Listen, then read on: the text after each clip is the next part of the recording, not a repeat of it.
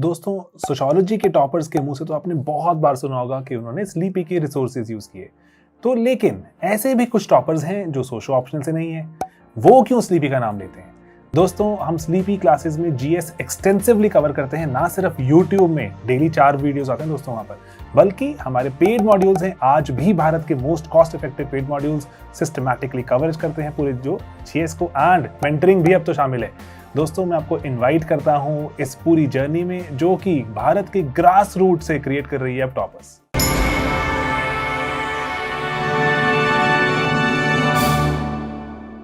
Hello everyone, नमस्कार। मेरा नाम गगन सिंह मीना है। इस वर्ष यूपीएससी सीएसई 2022 का जो रिज़ल्ट आया है उसमें मुझे 120वीं रैंक प्राप्त हुई है। इससे पहले लास्ट ईयर मुझे 592वीं रैंक प्राप्त हुई थी और भारतीय पुलिस सेवा आईपीएस हरियाणा काडर आवंटित हुआ था। मैं आपके सामने यूपीएससी सिविल सर्विस एग्जामिनेशन में बेहतर आंसर राइटिंग कैसे करें उसके संबंध में आपसे चर्चा करूंगा, क्योंकि आंसर राइटिंग का एग्ज़ाम में एक बहुत बड़ा योगदान रहता है। मेंस के जितने भी पेपर होते हैं उसमें हम कैसे अच्छा प्रदर्शन करें, ये सारी चीज़ हमारी आंसर राइटिंग की रणनीति के ऊपर डिपेंड करती है। तो आइए आंसर राइटिंग के ऊपर हम बात करें। आंसर राइटिंग के अंतर्गत जैसे ही हम जीएस के 4 पेपर्स होते हैं, उसमें जैसे ही हम पेपर देखते हैं और जब हम लिखना स्टार्ट करते हैं तो सबसे पहले हम क्वेश्चन को अच्छे से पढ़ें कि क्वेश्चन में क्या पूछा गया है, और उसके जो टेल वर्ड होते हैं उनका भी काफ़ी बड़ा योगदान रहता है। जैसे क्वेश्चन में डिस्कस, क्रिटिकली एग्जामाइन, कमेंट, ये जितने भी सारे टेल वर्ड होते हैं उन सब का अलग अलग महत्व होता है। जैसे अगर डिस्कस लिखा हुआ है तो उसका महत्व है कि जो भी क्वेश्चन के अंतर्गत हमसे पूछा गया है उसके पॉजिटिव पक्ष और उसके जो नेगेटिव पक्ष है उनके ऊपर हम बेहतर चर्चा करें। इसके साथ ही एग्जामाइन है, एग्जामाइन में भी हम उसके पॉजिटिव और नेगेटिव दोनों को लिख सकते हैं। इसके साथ अगर कमेंट लिखा गया है तो उसके अंतर्गत जो लाइन दी हुई है उसी लाइन को हमें अच्छे से डिस्क्राइब करना है। आंसर राइटिंग के अंतर्गत जनरली 3 पार्ट होते हैं। पहला इंट्रोडक्शन है, उसके बाद बॉडी है और तीसरा कंक्लूजन होता है। इंट्रोडक्शन के लिखने के अलग अलग तरीके हैं जो अलग अलग पेपर के ऊपर भी डिपेंड करते हैं। जैसे अगर कोई क्वेश्चन GS1 की सोसाइटी का क्वेश्चन है तो वहाँ पे हम कोई रिपोर्ट या फिर कमेटी के माध्यम से इंट्रोडक्शन लिख सकते हैं। अगर क्वेश्चन GS पेपर 2 या फिर पॉलिटी का क्वेश्चन है तो सुप्रीम कोर्ट के आर्टिकल्स के माध्यम से हम लिख सकते हैं। जैसे इस बार राष्ट्रपति और उपराष्ट्रपति के 2 क्वेश्चन आए थे, तो उनमें भारतीय संविधान के कौन से अनुच्छेद में राष्ट्रपति का प्रोविज़न है और कौन से अनुच्छेद में उपराष्ट्रपति का प्रोविज़न है, इसके माध्यम से मैंने अपना आंसर स्टार्ट किया था। जैसे कैग 148 आर्टिकल में आता है तो हम 148 आर्टिकल के माध्यम से उसका इंट्रोडक्शन स्टार्ट कर सकते हैं। इसके साथ साथ ही इंट्रोडक्शन में जैसे कोई डेफिनेशन हमको लिखनी है तो हम खुद की डेफिनेशन लिखने की बजाय कुछ इंटरनेशनल ऑर्गेनाइजेशन है, जैसे वर्ल्ड बैंक है, इंटरनेशनल लेबर ऑर्गेनाइजेशन है, वर्ल्ड इकोनॉमिक फोरम्स है, इनकी डेफिनेशन लिख सकते हैं। उदाहरण के लिए जैसे सेल्फ हेल्प ग्रुप के बारे में डेफिनेशन अगर लिखनी हो तो हम खुद की डेफिनेशन लिखने के बजाय वर्ल्ड बैंक ने इसके संबंध में जो डेफिनेशन दी है उस डेफिनेशन को लिखें तो उसका ज़्यादा प्रभाव होगा। इंट्रोडक्शन को लिखने के लिए इसके साथ साथ ही हम उस कंटेक्स्ट के ऊपर बात कर सकते हैं, डेफिनेशन लिख सकते हैं, कोई रिपोर्ट या फिर कमेटी या फिर डेटा के माध्यम से कर सकते हैं, और इसके साथ साथ ही हम उसको परिभाषित भी कर सकते हैं। इंट्रोडक्शन को और बेहतर बनाने के लिए हम इसमें कोई सुप्रीम कोर्ट ने इस संबंध में कोई कोटेशन कही गई है, प्रधानमंत्री ने इस संबंध में कोई बात कही गई है, उसका भी हम जिक्र कर सकते हैं। लेकिन ये ध्यान रखें कि इंट्रोडक्शन हमारा 3 से 4 लाइन से ज़्यादा नहीं होना चाहिए, क्योंकि इंट्रोडक्शन के अंतर्गत वो सारी चीज़ भी इसके अंतर्गत शामिल होनी चाहिए कि जो हमारे क्वेश्चन है उसको अच्छे से और एक बेहतर ढंग से इंट्रोड्यूस करे। आइए अब हम जो मेन पार्ट है बॉडी, उसके संबंध में बात करते हैं। तो बॉडी को हम जनरली अगर 10 मार्क्स का क्वेश्चन है तो उसको हम 2 पार्ट में डिवाइड कर सकते हैं। पहले पार्ट्स में हम उसके पॉजिटिव या फिर नेगेटिव पक्ष के बारे में लिख सकते हैं। अगर 15 नंबर का क्वेश्चन है तो उसे हम 3 पार्टों में डिवाइड करिए और प्रत्येक पार्ट में लगभग 5-5 पॉइंट लिखने की कोशिश करिए। मैं जनरली यही करता था कि 10 मार्क्स का क्वेश्चन है तो उसके अंतर्गत 10 पॉइंट लिखो, और 15 मार्क्स का अगर क्वेश्चन है तो उसके अंतर्गत हम 15 पॉइंट लिखने की कोशिश करनी चाहिए। बॉडी को और कैसे हम बेहतर बना सकते हैं, तो इसके लिए सबसे ज़्यादा ज़रूरी होता है कि हम आंसर के अंतर्गत अपना कैसे वैल्यू एडिशन करें। तो इसके लिए हम data, flow chart, facts, case studies, supreme court के जजमेंट, संविधान के आर्टिकल्स, इंटरनेशनल रिपोर्ट्स, अलग अलग कमेटीज़, अलग अलग कमीशंस, पाई चार्ट्स, ग्राफ्स, और अगर कोई इंटरनेशनल या फिर नेशनल पर्सनालिटी ने उसके संबंध में कोई बात कही गई हो, जैसे फाइनेंस मिनिस्टर, प्रधानमंत्री जी, राष्ट्रपति, चीफ जस्टिस ऑफ इंडिया, इन सारी चीज़ों को हमें अपने आंसर में शामिल करने की कोशिश करनी चाहिए। उदाहरण के लिए जैसे अगर कोई क्वेश्चन इंटरनेशनल ऑर्गेनाइजेशंस का है तो वहाँ पे हमें जो कुछ स्टैंडर्ड टर्म्स है, जैसे IR के अंतर्गत स्ट्रेटेजिक ऑटोनॉमी है, नेवर और फर्स्ट है, स्ट्रिंग ऑफ पर्ल्स की थ्योरी है, सागर थ्योरी है, प्रधानमंत्री जी का जो विजन्स है, न्यू इंडिया, उन सारी चीज़ों को हमें इसके अंतर्गत शामिल करने की कोशिश करनी चाहिए। बॉडी को और हम कैसे बेहतर बना सकते हैं, ये हमें पहले से ही तैयार करना चाहिए कि हम किस टाइप के क्वेश्चन में कौन सा वहाँ पर कंटेंट डालें। एग्जाम्पल के लिए जैसे अगर कोई क्वेश्चन एनर्जी का क्वेश्चन है, चाहे वो रिन्यूएबल एनर्जी हो या फिर ग्रीन एनर्जी हो, तो सबसे पहले हमें एक पाई चार्ट के माध्यम से इंडिया की कोयला के माध्यम से, गैस के माध्यम से और रिन्यूएबल एनर्जी में सोलर, विंड या फिर हाइड्रो है, उनके माध्यम से कितना एनर्जी का परसेंटेज है वो एक हम पाई चार्ट बना के अच्छे से उसमें दिखा सकते हैं। अगर ये सारी चीज़ पहले से तैयार रहेगी तो एग्ज़ाम में इनको लिखने में कोई समस्या भी नहीं आएगी। इसके साथ ही जो थर्ड पार्ट है वो है कंक्लूजन। कंक्लूजन में हमारा कंक्लूजन ऑप्टिमिस्टिक होना चाहिए। उसके अंतर्गत कोई नई चीज़ के बारे में हम बता सकते हैं कि जैसे एक भारत श्रेष्ठ भारत को प्राप्त करने के लिए सभी लोगों के बीच भाईचारा है, आपसी सामंजस्य है एवं सहयोग है, ये सारी चीज़ होनी चाहिए। तो ये हम अगर कोई रीजनलिज्म का क्वेश्चन है तो वहाँ पे इसका हम उपयोग कर सकते हैं। इसके अलावा अगर कोई कोट्स है, उस कोट्स का भी हम उपयोग अपने आंसर को और बेहतर बनाने के लिए कर सकते हैं। कोट्स में जनरली हम जैसे महात्मा गांधी है, अम्बेडकर है, नेशनल मंडेला है और दलाई लामा है, जैसे कोट्स का प्रयोग मैंने GS पेपर 4 जो एथिक्स होता है उसके आंसरों को लिखने में उपयोग किया था।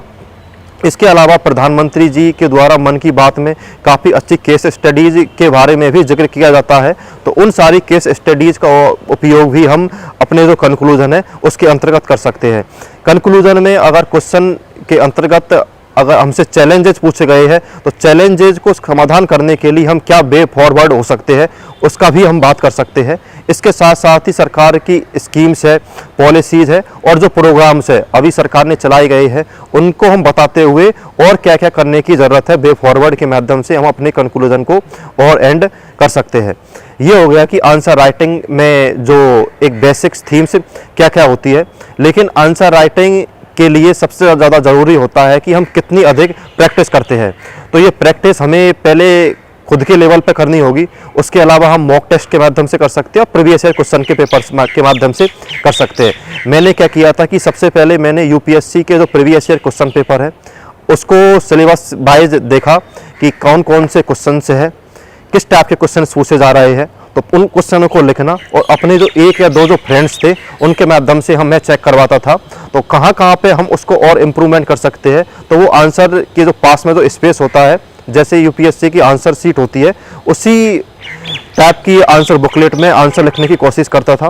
पहले मैंने एक एक क्वेश्चन से अपना आंसर लिखना स्टार्ट किया तो उस क्वेश्चन लिखने में मुझे लगभग स्टार्टिंग में 20 से 25 मिनट लगती थी, लेकिन धीरे धीरे जब आंसर लिखना स्टार्ट किया, पहले एक क्वेश्चन लिखा, उसके बाद 2-3 महीने के बाद 2-2 क्वेश्चन लिखना स्टार्ट किए, तो धीरे धीरे जो टाइम था वो कम होता चला गया और आंसर की जो क्वालिटी है वो इम्प्रूव होती चली गई। तो आप भी सबसे पहले खुद के लेवल पर आंसर राइटिंग करिए, अपने 1-2 दोस्तों से उसको चेक करवाइए, उसके बाद कोई आप मॉक टेस्ट सीरीज भी ज्वाइन कर सकते हैं और UPSC के जो प्रीवियस ईयर क्वेश्चन पेपर हैं उनको अच्छे से एनालिसिस कर सकते हैं। इस बार मैंने आंसर राइटिंग के लिए UPSC के जितने भी प्रीवियस ईयर क्वेश्चन पेपर थे उनका खुद से अपना सॉल्यूशंस बनाया था और कैसे कैसे उनको और इंटर रिलेटेड कर सकता हूं, कहाँ कहाँ पे data, facts, reports, committees, supreme court के जजमेंट्स, डायग्राम्स, फ्लो चार्ट्स, ये कहाँ कहाँ पे मैं ऐड कर सकता हूँ, ये सारी मैंने ऐड करने की कोशिश की थी। इसके साथ ही जैसे आंसर राइटिंग में सबसे पहले ज़रूरी होता है कि आपके पास एक बेहतर कंटेंट हो। कंटेंट अगर आपके पास अच्छा होगा तो आप उसमें एक अच्छी चीज़ आंसर के अंतर्गत लिख पाओगे। अगर आपके पास एक बेहतर कंटेंट नहीं है और अभी आप स्टार्टिंग में ही आंसर राइटिंग स्टार्ट कर देते हो तो उसका इतना कोई फ़ायदा होने वाला नहीं है। तो सबसे पहले आपके पास कंटेंट हो, तो कंटेंट आप मैंने तो जो यूपीएससी के लिए जो बेसिक स्टैंडर्ड बुक थी वहाँ से तैयार किया था, और इसके अलावा इंटरनेट के माध्यम से एग्जाम्पल्स वो भी तैयार किए थे। सेकंड चीज़ है आपकी प्रेजेंटेशन। अगर आपके पास कंटेंट अच्छा है और आपकी प्रेजेंटेशन भी अच्छी है तो आपको एक अच्छे मार्क्स मिलने की काफ़ी अधिक संभावना रहती है, क्योंकि कंटेंट और प्रेजेंटेशन के माध्यम से आप एक एक क्वेश्चन के अंतर्गत 0.5 मार्क्स इंक्रीज कर सकते हो। और जब एक क्वेश्चन में आपके 0.5 मार्क्स इंक्रीज होते हैं तो 20 क्वेश्चनों में आपके 10 मार्क्स इंक्रीज हो जाते हैं, और 4 पेपर मिला के आपके 40 मार्क्स इंक्रीज हो जाते हैं।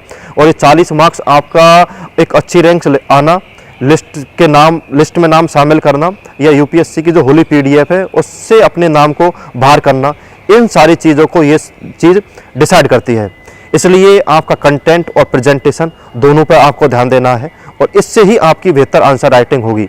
इसके साथ साथ ही जैसे मेरा खुद का एक्सपीरियंस रहा है कि जब मैंने पहले 2 अटेम्प्ट में मेरा स्कोर लगभग 330 और 340 के अराउंड मेरा जो जीएस के 4 पेपर है उनमें स्कोर रह रहा था। लेकिन जब मैंने इन सारी चीज़ों के ऊपर वर्क किया, खुद के अंतर्गत मॉडिफिकेशन किया, आंसर राइटिंग को और मैं कैसे बेहतर कर सकता हूं, इन सारी चीज़ों के ऊपर जब मैंने वर्क किया तो इस बार मेरा जीएस के अंतर्गत स्कोर 400 है। तो मैं ये कह सकता हूं कि ये सारी चीज़ों के ऊपर अगर आप काम करते हो तो आपको एक अच्छे मार्क्स मिल सकते हैं।